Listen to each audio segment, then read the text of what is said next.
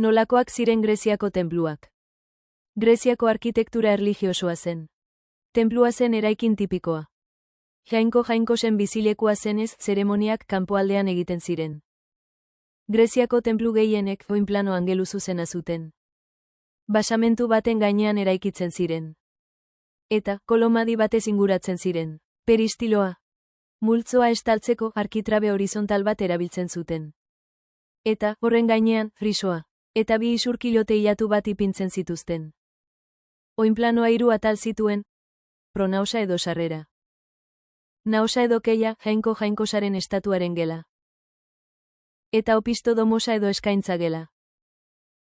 Zein ziren Greziako arkitektura ordenak. Greziarrentzat proportzioa eta harmonia ziren edertasunaren oinarriak. Horregatik, 3 arkitektura ordena zehaztu zituzten. Doriarra, Joniarra eta Korintoarra. Tenplu greziar baten aurrealdea. Basamentua. Basa edo arroina. Fustea. Kapitela. Arkitrabea. Frisoa. Triglifoa. Metopa. Frontoia. Timpanoa.